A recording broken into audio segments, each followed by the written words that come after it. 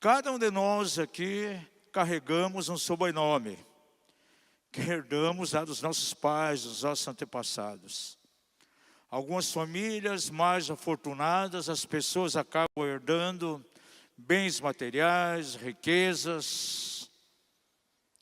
Porém, há heranças também no sentido espiritual, que nós podemos herdar isso cada ano que temos o CIL, se nós procuramos enfatizar isso. Muitas vezes as forças de iniquidade geracionais que vão sendo transmitidas de uma geração para outra. Mas também há um tipo de herança que pode determinar, sim, a nossa existência. Há um tipo de herança que pode determinar a maneira pela qual nós vamos viver. E que pode ser transmitido também de uma geração a outra. São as heranças que vêm em cima de emoções que não foram tratadas.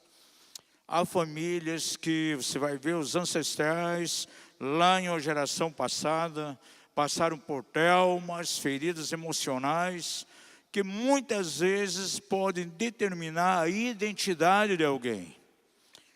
Trabalhando com o corpo de Cristo por tantos anos, trabalhando com liderança, por exemplo, eu vejo pastores, eu vejo líderes que não conseguem ir avante, não conseguem progredir nos seus ministérios, porque têm uma identidade completamente pautada em fracassos geracionais, em dores emocionais, feridas profundas que estão dentro da família. E que vai repercutindo geração por geração.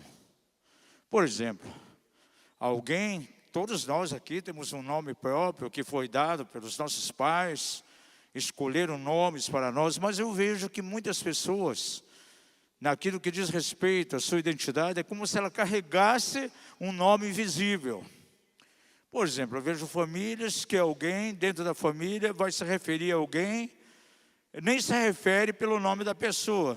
Puxa, aquele filho desastrado. Ah, aquele filho que é um desastre. Ah, aquela filha que é a divorciada. Ah, aquela pessoa que só se envolve em confusão. Puxa, aquele que é deprimido, que vive na depressão e nunca sai do poço da depressão. Quantas vezes pessoas estão sendo rotuladas com esses tipos de títulos, porque essa pessoa carrega, muitas vezes, sem ele querer, sem ele ter desejado, uma deficiência muito grande que veio lá dentro da sua família. Por exemplo, tem pessoas que vêm de um contexto familiar onde há muita necessidade econômica. Agora, uma pessoa que nasce numa família assim, claro que nunca pediu para viver daquela maneira. Tem outras famílias, por exemplo, nasce uma criança, logo vem ali um divórcio. Agora, essa criança, ela não teve nenhuma interferência nisso. Ela é simplesmente uma vítima. Agora, essas dores que vêm por esses incidentes, podem muitas vezes determinar a identidade dela. Isso vai definir como ela vai viver, se ela vai ser uma pessoa de sucesso, se ela vai conseguir avançar ou vai viver estancada. E eu vejo alguns ministros do Evangelho, alguns pastores, ministérios, que eles não conseguem alcançar uma dimensão maior, líderes de células que não conseguem avançar, porque têm uma vida definida em cima de coisas que aconteceram lá atrás na sua família, que nem mesmo ele teve qualquer interferência em meio a isso. Há muitas pessoas que vivem exatamente dessa maneira. São o resultado dos traumas, das feridas que aconteceram dentro das suas próprias casas. Agora, a maioria de nós, a maioria das pessoas que servem a Deus, muitas vezes vieram de lares onde, por gerações, aqueles familiares, aqueles ancestrais não conheceram a Deus. Ainda que sustenta muitas vezes a ideia de que existe um Deus que criou todas as coisas, mas quantas vezes essas pessoas não se submetem ao governo de Deus? Porque você ter uma noção acerca de Deus é uma coisa, mas você viver para Ele, ter o senhorio de Jesus sobre a tua vida, é completamente diferente. E eu creio que a maioria de nós aqui viemos de famílias que, por gerações, não conheceram a Deus. Pelo menos na minha família, na família da minha esposa, era assim. Agora, todos esses recalques, eles vêm e podem nos alcançar. E se isso não for tratado, vai nos levar a uma identidade deformada. Será muito impossível você assimilar aquilo que Deus tem para a tua vida. Eu quero focalizar aqui na palavra de Deus. Quero pedir que você abra lá em 2 Crônicas, capítulo 4. Vamos ver 2 versículos, 9 e 10. Na palavra de Deus há pessoas que verdadeiramente trazem um impacto espiritual para mim. E esses 2 versículos falam de um homem que aparece o nome dele uma vez só na Bíblia, mas que traz um ensino tremendo, extraordinário para nós. É a vida de Jabes. Aqui na casa já preguei 2 vezes, 2 mensagens diferentes sobre Jabes. E pela terceira vez eu quero focalizar a vida de Jabes, trazendo dentro de um outro contexto, no aspecto que estou procurando abordar nessa manhã. Verso 9 e 10. Jabes foi mais ilustre do que seus irmãos. Aí aparece entre parênteses algo, uma nota que nos chama a atenção. Sua mãe lhe pusera o nome de Jabes, dizendo: porquanto com dores odei a luz. E Jabes invocou o Deus de Israel, dizendo: oxalá que me abençoes e estenda os meus termos, e que a tua mão seja comigo, e faças que do mal eu não seja afligido. E Deus lhe concedeu o que lhe pedira.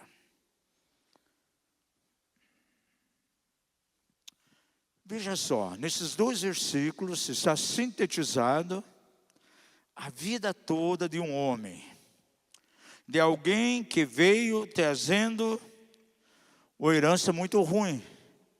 Como foi o contexto do seu nascimento? Diz aqui, Jabes foi o mais ilustre que seus irmãos. E sua mãe lhe pôs esse nome, por quê? Porquanto com dores odei a luz. Então veja, sobre a vida de Jabes já vem uma herança. Um nascimento, um filho que veio à luz com muita dificuldade, com muitas dores. Talvez esse nome Jabes para nós aqui não tenha um grande significado. Mas para o povo hebreu, para o judeu, esse nome tem um sentido muito forte. Porque esse nome Jabes quer dizer dor. Isso fala de ferida, fala de traumas. Então ele nasceu em meio à dor. Esse foi seu nome. Agora imagine comigo um pouquinho aqui. Esse menino nasce e é dado a ele um nome, uma palavra que no hebraico tem um sentido negativo. Dor. Se imagine a identidade de alguém baseado nessa questão de dor. Você pode imaginar. Cada vez que a mãe o chamava, Jabes, faça isso, era dor, faça isso. Dor, vem aqui. Dor, cuidado com o que você está fazendo. Uma marca negativa na sua identidade.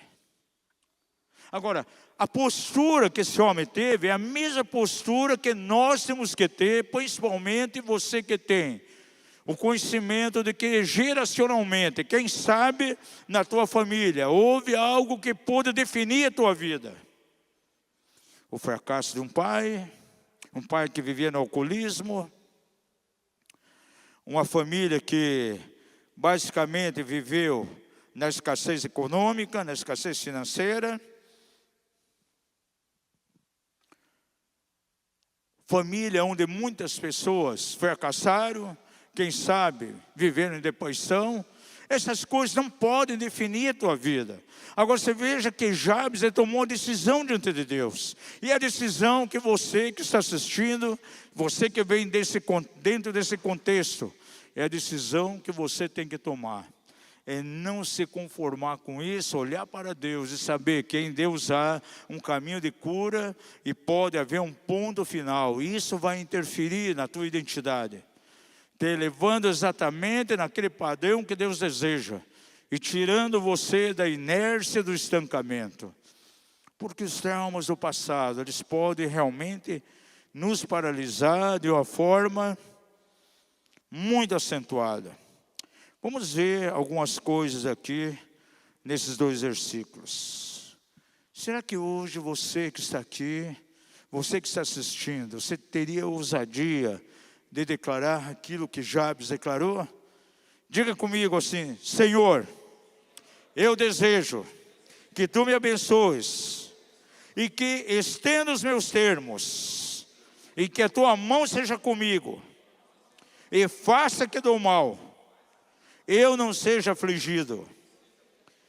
Amados, essa foi verdadeiramente a oração de Jabes diante do Senhor. Ele descobriu, na verdade, um caminho de cura, um caminho de transformação, algo que poderia mudar definitivamente a sua identidade. Veja, há alguns domingos atrás, eu ministrei aqui na casa, mostrando a vocês que o processo de cura do Senhor nas nossas emoções se manifesta de 2 maneiras. Primeiramente, nós reconhecemos que há muitas coisas do passado que podem interferir na nossa vida. Nós buscamos a Deus para que haja cura nesse aspecto. E é uma das áreas que nós procuramos trabalhar de maneira profunda aqui no Silce, para que as pessoas sejam curadas do seu passado, dos traumas antigos. E glória a Deus, quantos aqui na igreja vieram de um contexto desses, hoje, podem se considerar completamente curados. Mas esse é o primeiro aspecto. Porque a partir do momento, amados, que nós somos curados pelo Senhor, quando o Senhor trata com as nossas emoções, quando o Senhor interfere na nossa identidade, isso não significa que nós não vamos ter mais problemas. Veja, na nossa vida cristã, na nossa caminhada, há muitas coisas que ocorrem. Quando você recebe uma cura de maneira profunda, não significa que nunca mais alguém vai te afligir, que nunca mais alguém vai te perseguir, que nunca mais alguém vai se levantar falando algo que vai trazer um agravo, vai desagradar você. Tem gente que pensa que nunca mais, então, vai levantar alguém que vai procurar o ferir emocionalmente. Eu conheço pessoas que passaram por processos profundos de cura emocional. Dali 2 anos, de repente, experimenta até uma dissolução conjugal, experimenta uma traição conjugal, um tipo de coisa. Agora, é muito importante você entender que aquilo que Deus faz na tua vida hoje, no sentido de curar, no sentido de trabalhar com as suas feridas emocionais, é para te levar a uma estabilidade, a uma maturidade espiritual, para que você tenha atitudes corretas, atitudes alinhadas com aquilo que a palavra de Deus diz, quando você for novamente ferido por alguém. Uma diferença muito grande entre uma pessoa que passou por um processo de cura emocional e foi transformada, o comportamento de alguém que passou por isso, por essa transformação, tem que ser completamente diferente ao comportamento que outra pessoa tem nos momentos em que ela é ferida por alguém novamente. Então é muito importante. Isso envolve crescimento, maturidade emocional. Diga ao seu vizinho: Deus deseja que você cresça emocionalmente. Aí você vai encarar as coisas dentro de um outro aspecto. Vamos ver alguns detalhes aqui. Ele se propõe a buscar a Deus, porque já em seguida diz que Jabes invocou o Deus de Israel. É muito importante você saber aonde deve ir quando percebe que algumas coisas estão interferindo na tua identidade. E hoje nós temos quantos filhos de Deus que vivem verdadeiramente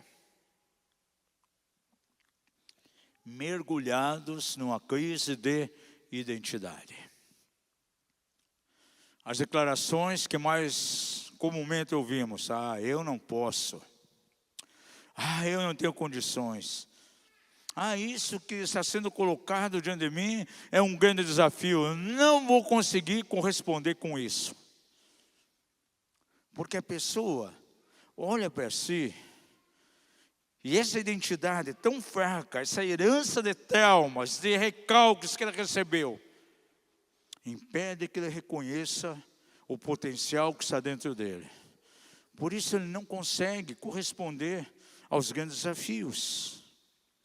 Veja, no aspecto secular, hoje, a pessoa quer conseguir um trabalho numa grande empresa, ela é submetida a uma entrevista. E uma das coisas que eu tenho percebido, que a pessoa lá, psicólogo, pessoa que trabalha com recursos humanos, no momento da entrevista, eles nem consideram, muitas vezes, o coeficiente intelectual que a pessoa tem. E nem consideram também o nível da capacidade profissional que ela tem.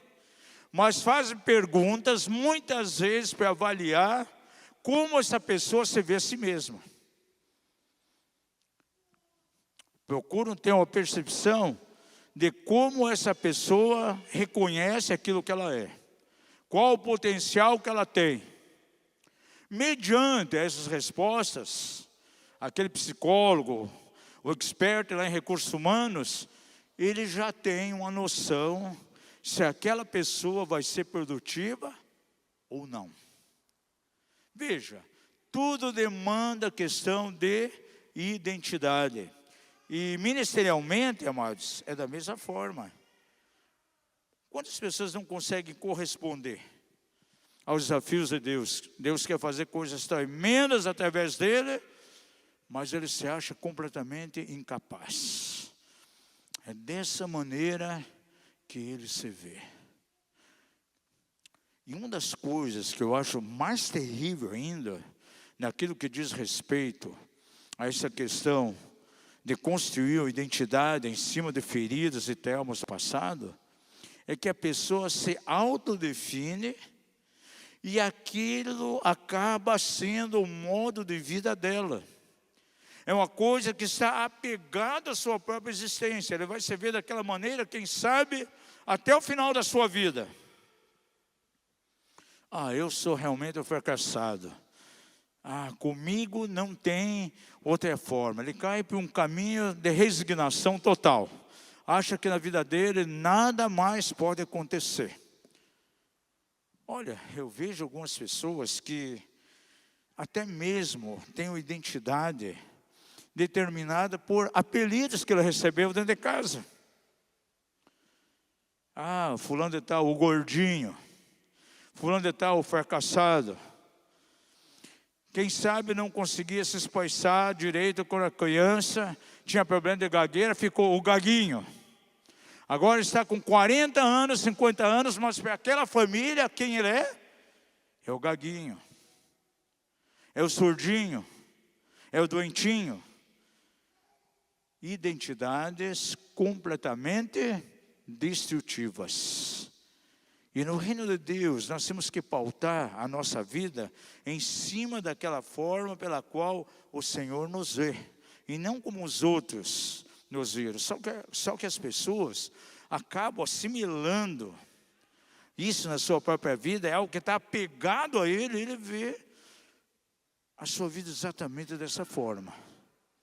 Gente, uma das coisas que eu tenho visto é que há pessoas que constroem a sua existência, sendo ele o produto do meio. Eu nunca esqueço um pastor aqui da cidade de Curitiba, conheci bastante ele. Aí ele foi morar no interior, foi assumir uma igreja no interior. Aí um dia eu estava na casa dele tomando um café e disse: olha só os meus filhos, como é que eles são? A gente é produto do meio. Olha os meus filhos como estão caipira agora, assimilando pouco a pouco o comportamento daquelas pessoas lá, daquela cidade do interior.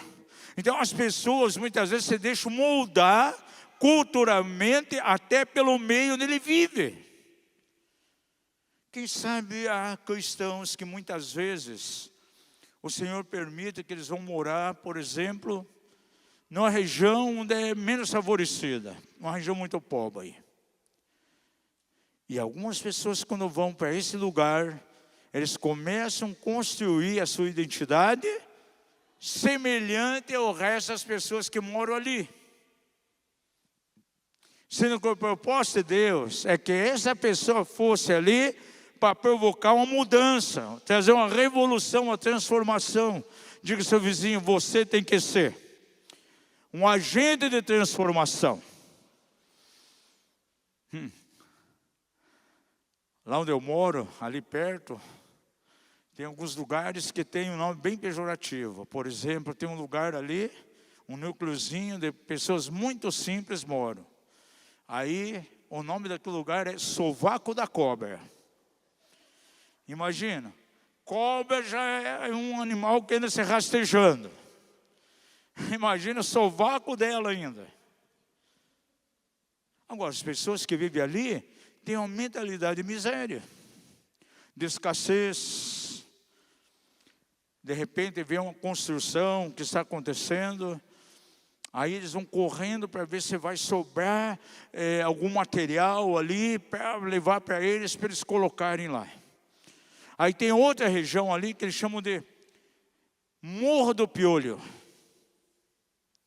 E no Morro do Piolho está cheio de traficantes, pessoas que mexem com drogas. E é impressionante que eu conheci algumas crianças pequenininhas que os pais mexiam com drogas. Elas cresceram e hoje elas estão mexendo com drogas. E os seus avós, lá no passado, sabe o que eles faziam? Traficavam drogas, vendiam drogas ali. Então veja que há uma transmissão geracional. E isso, quando nós entramos no reino de Deus, tem que ser quebrado totalmente. Não podemos permitir que isso continue existindo. Agora, veja que Jabes, ele não se conformou. Ele poderia carregar essa dor, esse trauma pelo resto da sua vida. Agora a Bíblia diz que ele se tornou o mais ilustre entre os seus irmãos. Essa palavra ilustre quer dizer o mais próspero, o principal, o mais favorecido. Os seus irmãos puderam carregar esse tipo de estigma. Mas ele se autodeterminou: não, eu vou buscar o Senhor. E disse que ele foi buscar Deus. E ele fez um pedido extraordinário aqui: que o Senhor me abençoe. Ou seja, eu não vou carregar esse estigma de maldição. Essa dor na minha vida não vai estar presente. Tudo bem, minha mãe me gerou com dores, me deu o nome de dor, mas eu não vou carregar isso. Espiritualmente, eu não vou permitir que isso defina a minha vida, eu não vou permitir que isso determine a minha existência. E diz aqui então: me abençoe, Senhor, e não somente isso, estenda os meus termos, ou seja, haja um alargamento. Diga ao seu vizinho: na tua vida espiritual, Deus quer trazer um tempo de alargamento, de extensão. O Senhor, na verdade, deseja que nós estejamos indo além. E que a tua mão seja comigo. E faças que do mal eu não seja afligido. Que coisa extraordinária. Alguém que não caiu na resignação. Porque quantas vezes filhos de Deus, que recebem de Deus um potencial, a dor emocional que ele carrega, esse acaba sendo o seu teto. Porque não consegue passar daquilo. E espiritualmente vive estancado na sua vida profissional, na vida familiar, nos seus empreendimentos, ele não consegue ir além. Porque ele se vê a si mesmo daquela maneira que impuseram sobre ele. Agora eu pergunto para você nessa manhã, como você se vê? Você lembra da experiência de Gideão? De onde vinha Gideão? Deus tinha com ele um plano, um propósito. Num tempo terrível de saque a Israel, os midianitas, amalequitas, os filhos do norte fizeram uma coalizão entre eles para destruir a nação de Israel. Agora Deus precisava de um libertador. E o Senhor se manifesta a Gideão no exato momento que ele estava escondendo lá a sua colheita, para que não fosse saqueado. E começa um processo ali profundo de cura na direção de Gideão. O Senhor fala com ele, chama Gideão, ó homem valoroso. E naquela hora, com certeza, ele olha para todos os lados e diz, puxa, não é comigo que o Senhor está falando. Porque eu não sou essa pessoa. Agora, de que contexto ele vinha? Seus pais se sentiam derrotados. Ele chega a falar diante do Senhor, onde está a promessa que os nossos pais falavam? E que nós não vimos até hoje o cumprimento de nenhuma dessas palavras. E ele faz beicinho e começa a questionar Deus. E Deus continua trabalhando com ele, para enfatizar o potencial que estava dentro dele. E ele começa a duvidar o tempo todo. Mas por quê? Porque a sua existência estava pautada em desajustes e fracassos dentro da sua própria casa. E para ele corresponder aos propósitos de Deus, algo teve que acontecer na sua vida. Quem sabe você carrega pesos de dores, coisas que impuseram esses pesos sobre a tua vida. E há pessoas que caem então no caminho da resignação. Acho que através deles nada mais pode acontecer. Deus pode usar outras pessoas menos ele.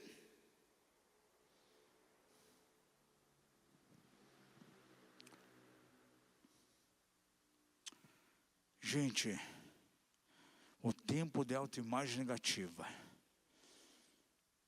esses tempos de crise de identidade, eles têm que ter um tempo de validade. E esse tempo de validade é até hoje. Eu creio que Deus quer nos impulsionar nesse ano de viver o sobrenatural. Quer nos impulsionar a coisas tremendas, coisas extraordinárias. Mas nós temos que experimentar algo na nossa identidade. Uma transformação na nossa identidade. Senão nós não vamos conseguir alcançar aquilo que Deus quer. E isso é algo muito importante para as nossas vidas. Um dos pilares importantes na nossa caminhada com Deus é sermos pessoas resilientes. Resiliência. Passar por situações difíceis, mas sair dessas situações de uma maneira vitoriosa. Pessoas podem passar por situações semelhantes, porém ter comportamentos completamente diferentes um do outro. Os tempos de deserto. Todos nós passamos por deserto. Pergunta ao seu vizinho, você já passou por um tempo de deserto?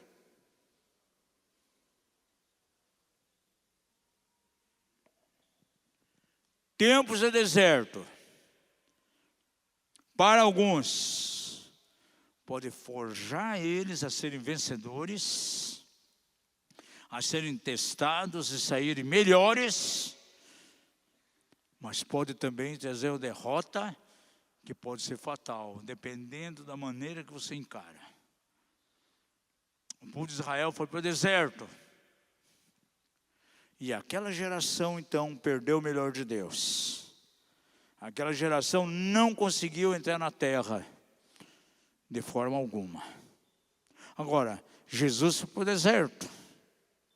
E ali se levantou com um ministério poderoso de testemunho do reino de Deus. Com sinais e maravilhas, de uma maneira tão poderosa, tão extraordinária. Diga ao seu vizinho, na tua vida, o deserto não pode ser permanente. É algo temporário. Por que eu digo que é temporário? A palavra de Deus nos dá uma segurança, lá no Salmo 30. Em verso 5, abre a sua Bíblia. O choro pode durar uma noite, mas pela manhã, porém, vem o cântico de júbilo. Então, mas o choro é algo temporal, é limitado. O deserto tem que ser por um tempo, é algo limitado, é algo temporal. Não é algo que vai definir as nossas vidas de maneira nenhuma. E você que tem passado pelo deserto, hoje mesmo você pode ter um ponto final nessa situação.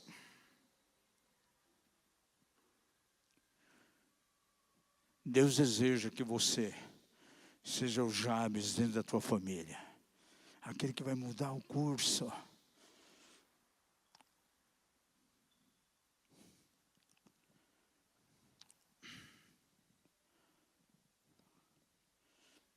Eu venho de uma família marcada pela dor, gente.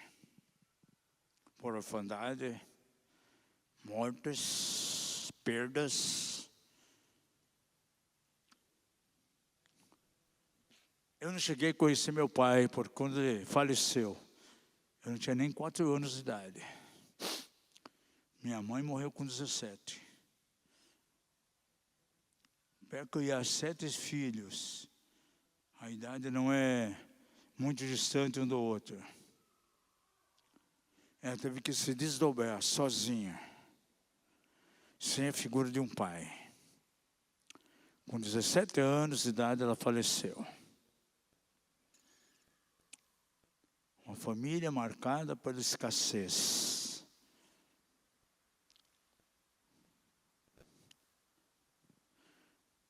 Mas com 18 anos, quando tive uma experiência com o Senhor, pensei, não, comigo vai ser diferente. Eu tenho que provocar uma ruptura nesse ciclo contínuo dentro da minha família. E algo começou a acontecer de maneira nova.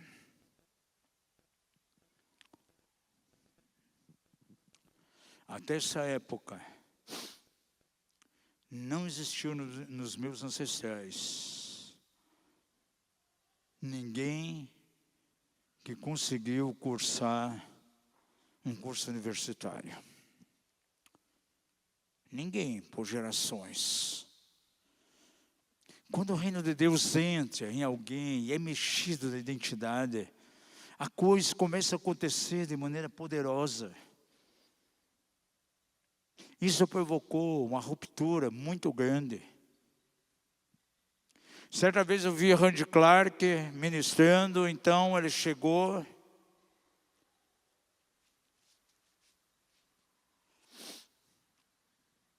e disse o seguinte, olha, quando o reino de Deus entra numa linhagem familiar, entra em alguém, aquilo vai provocar uma ruptura, até no aspecto social.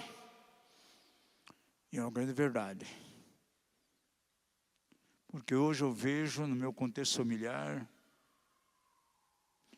tem professora universitária, tem médico, tem advogado.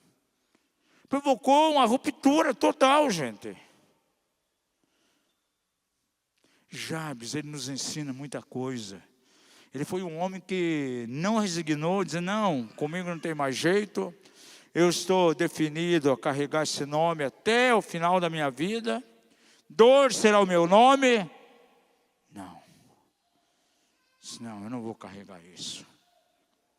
Ele vai na direção certa, na direção do Senhor, e procura verdadeiramente um caminho de mudança. Senhor, me abençoe. Se eu não estou conformado com isso, eu não vou carregar isso de maneira alguma. Isso não vai definir a maneira pela qual viverei. Isso não vai de maneira nenhuma determinar como serão os meus dias. Será que você não carrega algo na tua existência totalmente negativo, que marca você de maneira negativa? Aquele que não consegue ter sucesso, aquele que é um desastre, aquele que perde tudo dá errado, aquela que é ansiosa, aquela que é divorciada.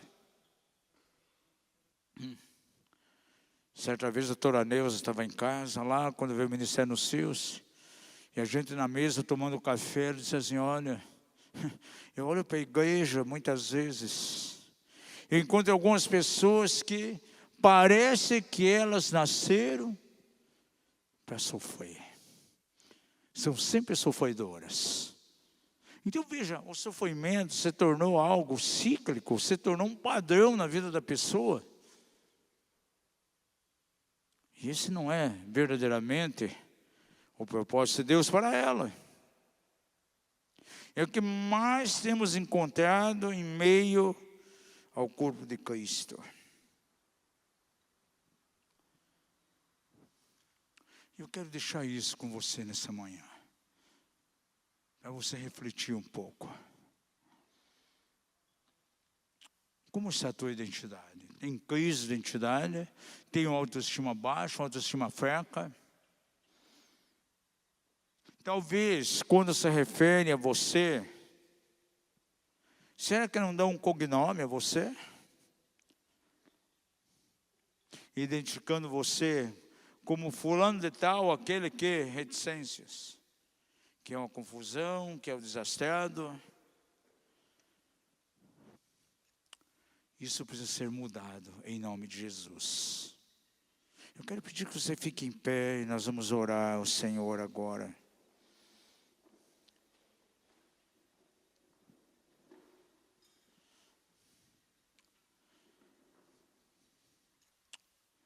Eu quero fazer duas orações. Primeiramente por pessoas que, talvez as pessoas estão assistindo, e que não têm ainda o governo de Jesus sobre a sua vida. São pessoas que não têm o senhorio de Cristo sobre si. E nessa manhã precisa abrir o coração, deixando que Jesus seja verdadeiramente o teu Senhor.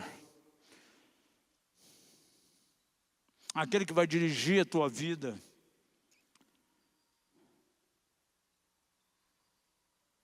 Se aqui no nosso meio alguém que está nessa condição, possa levantar uma das mãos diante do Senhor, enquanto nós vamos orar aqui. Você coloque a sua vida diante do Senhor, pedindo então que Ele realmente seja o governo sobre a tua vida, sobre o teu coração. Feche os olhos, coloque a tua mão no teu coração. Pai da glória, nós queremos colocar essas pessoas diante de Ti. Pessoas que estão assistindo essa mensagem. Pessoas, Senhor, que ainda não conhecem a Ti, que provavelmente assistirão essa meditação.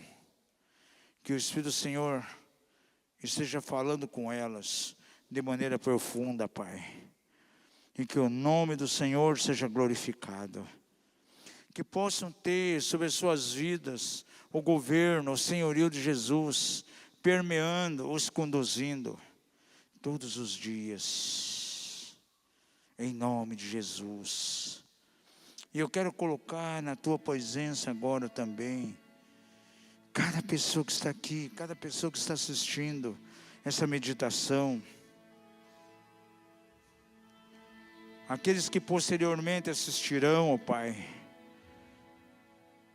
que possam renunciar hoje toda a dor, todos os traumas que herdaram, aquilo que tem interferido na identidade, Pai.